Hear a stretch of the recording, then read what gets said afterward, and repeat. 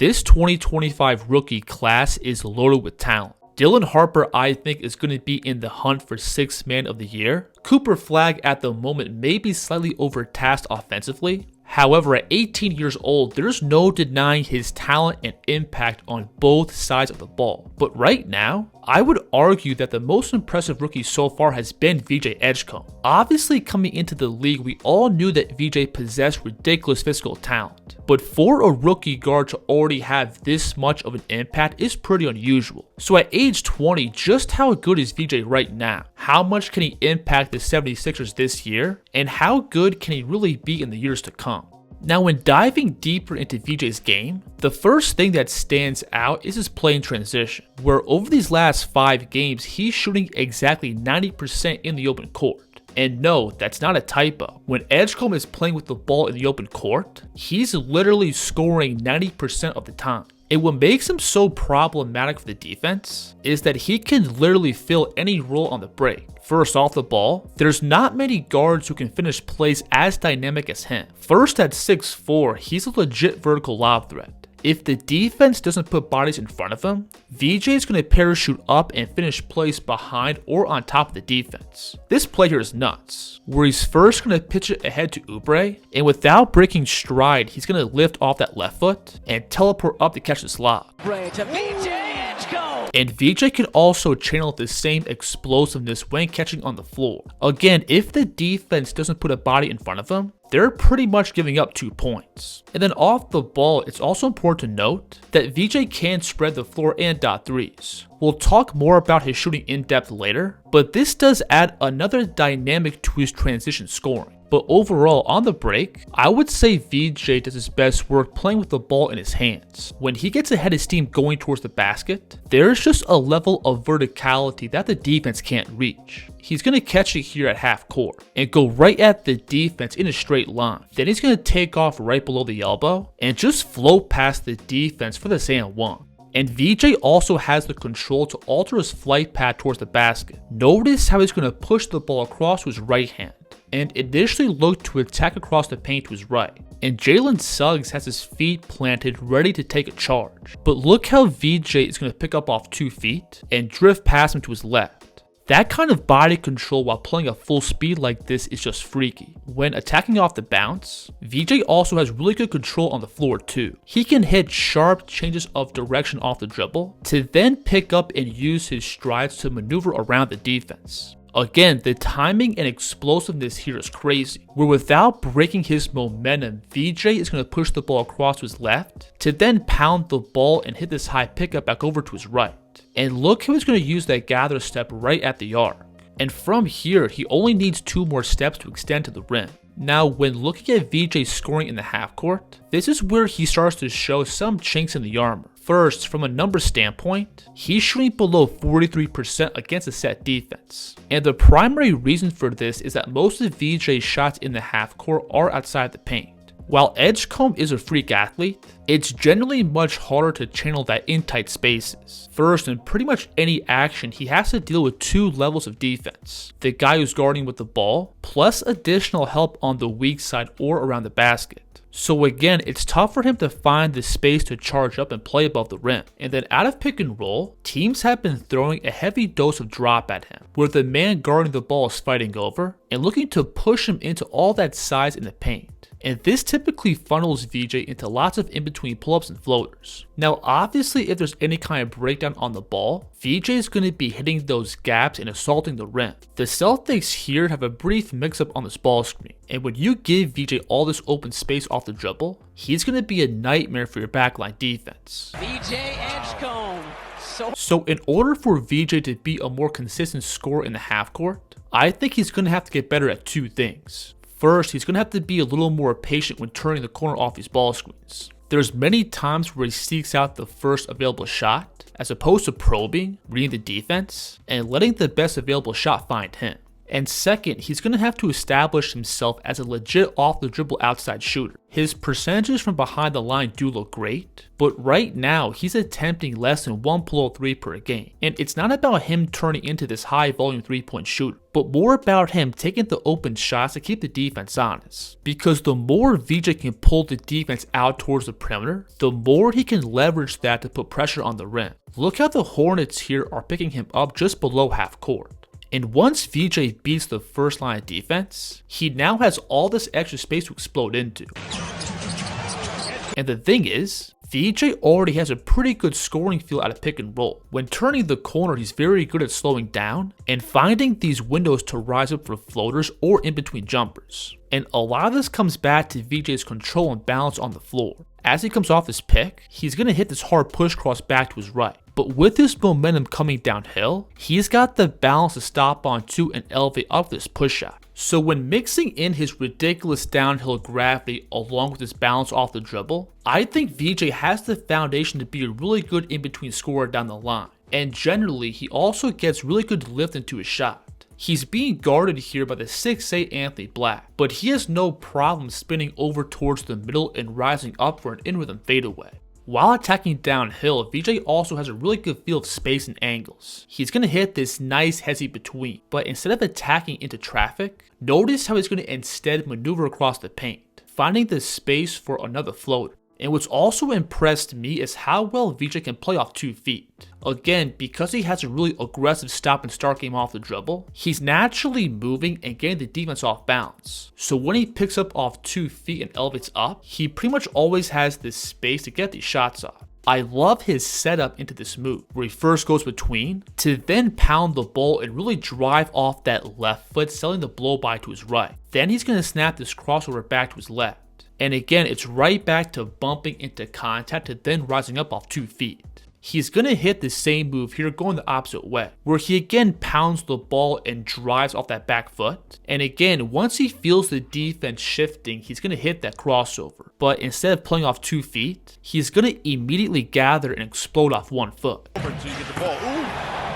So while I would love to see VJ find more ways to attack the basket in the half court, I do think he already has a pretty reliable in-between game. He gets great lift on all his pull-ups and floaters, plus he's great at leveraging that downhill scoring to create space. The fact that he's already this comfortable just 2 weeks into his NBA career is pretty freaking scary. Now, because Edgecombe is playing alongside Tyrese Maxey and Joel Embiid, he's obviously going to have to find ways to be effective off the ball. And the first thing we can look at is his spot-up shooting. So far this year, VJ has shot the ball very well from behind the line. And I think the biggest factor behind that is that he generally takes the right looks. Pretty much all his threes are both in rhythm and wide open. And for any player who's at least a capable shot maker, that's pretty much half the battle. When spotting up, Edgecombe also has a good feel of spacing by moving and relocating to give himself more breathing room off the catch. LaMelo Ball here is going to dig down and gap. And look how VJ is just going to space out to his right,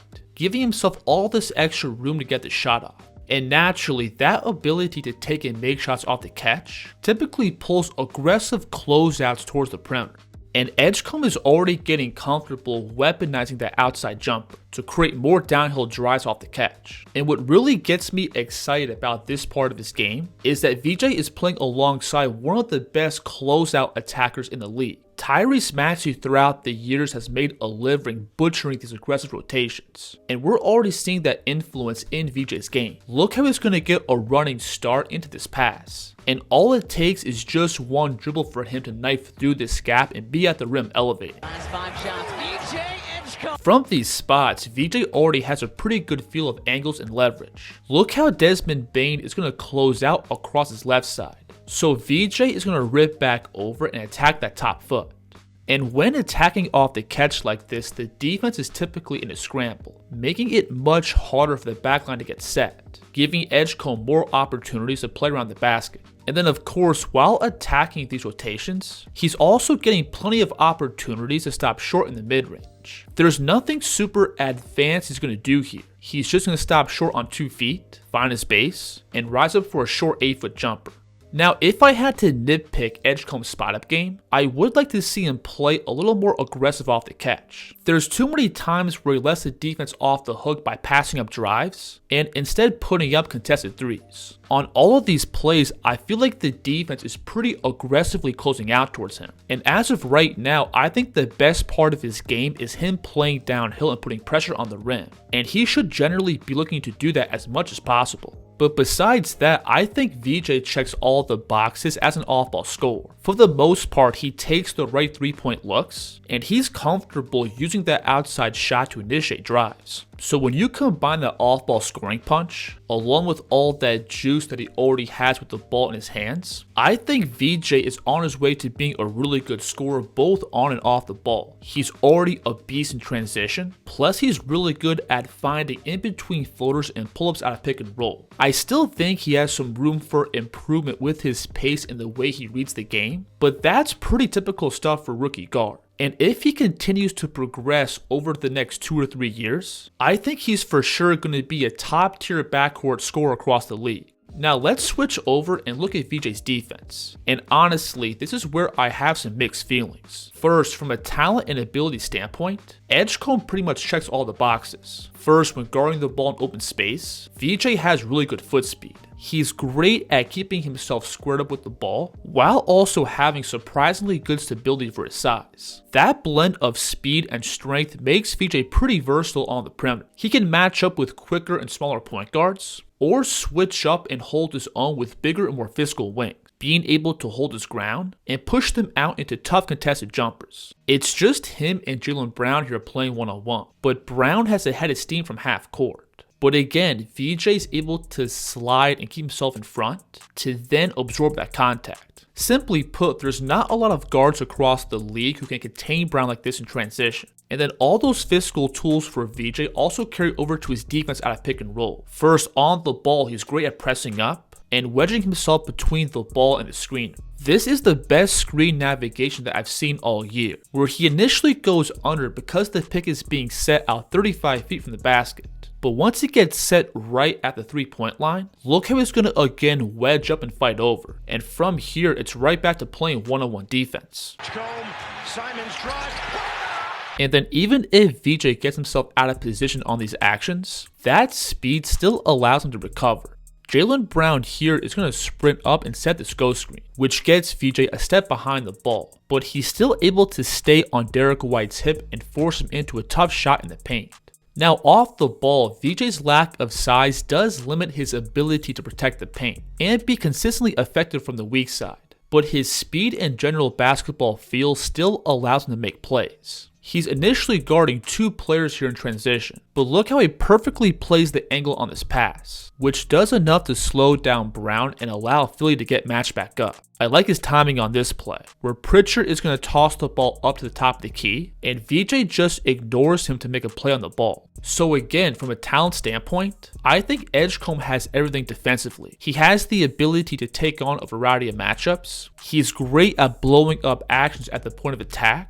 And despite his lack of size, he still has the feel to make plays off the ball. But at the same time, I do think VJ's focus has been very inconsistent. First, off the ball, there's many possessions where he turns into a zombie and lets things get right past him. He's going to get stuck ball watching here and completely lose track of Pritchard, who snags an offensive board. On this play, he again gets stuck staring at the action, and then he lets this cutter glide right into the paint. When defending on the weak side, there's also many times where VJ is a step behind on his rotations, where instead of putting his body in the play, he'll often reach for steals and avoid contact. As this roller is diving towards the basket, this is Edgecombe's rotation on the weak side, but he's again late to meet the ball. And that inconsistent focus also bleeds over to VJ's defense on the ball. There's often times where he gives up angles with little to no resistance, and it's clearly not because he's overmatched. Like we've gone over, he's a really talented defender in isolation. Look how Pritchard here is able to get him out of position by just turning his head as if he's looking for a ball screen. And before he gets below the arc, VJ's stance is completely opened up, and Pritchard from here has the advantage. I generally don't like the effort or mentality on this play, where he's running back in transition, and he's also got an extra teammate trailing him too. From this spot, VJ is a good enough athlete to keep himself in front and make things difficult for Anthony Simons, but he just bails out on the play and commits a foul. And we can also see that same leaky defense out of pick and roll, where VJ's often a step behind and allows the ball to cleanly get downhill. Right here, he just gives Derek White all the space off the dribble, and he can cleanly come off for a routine one dribble three. Same thing here, Edgecombe doesn't look to press up when the screen gets set, and White again has all this space to comfortably come off.